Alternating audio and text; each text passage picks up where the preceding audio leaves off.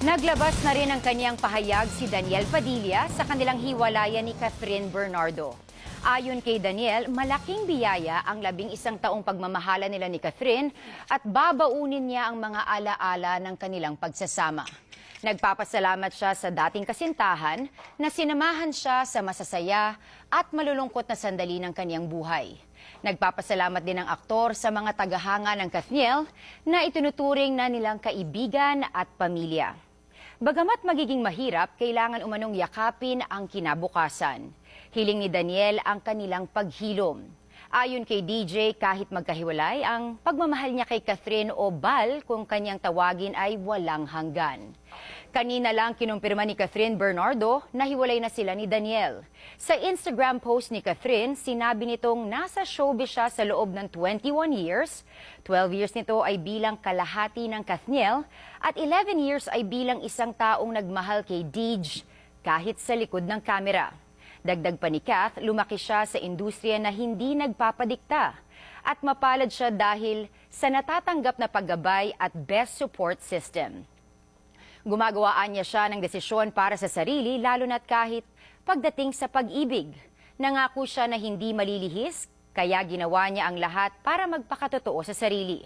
Batid niya ang mga usap-usapan at espekulasyon tungkol sa kanilang relasyon, kaya para matigil na ang mga ito, ninais ni Catherine na marinig mismo mula sa kanya ng publiko na totoong nagdesisyon na sila ni Daniel na maghiwalay na.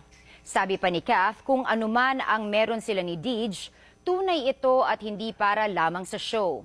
Hindi sila pumasok sa relasyon para lamang sa kamera, hindi dahil sa fans o dahil sa pera bunsod ng matagumpay na love team.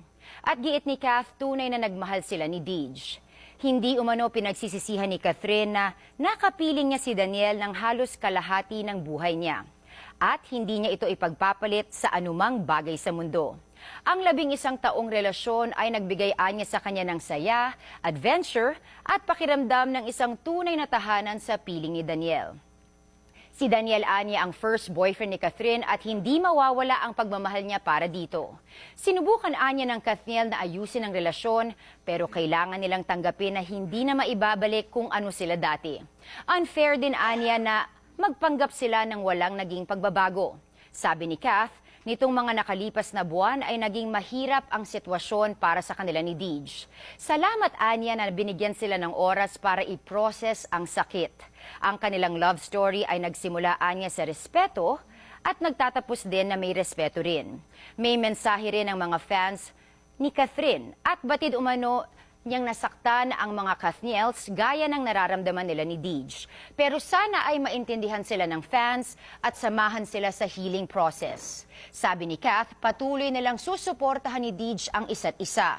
Sa huli, ipinaalam ni Catherine kay DJ na magandang 11 taon ang ibinigay ni DJ kay Kath, isang klase ng pagmamahal na hindi niya makakalimutan habang buhay.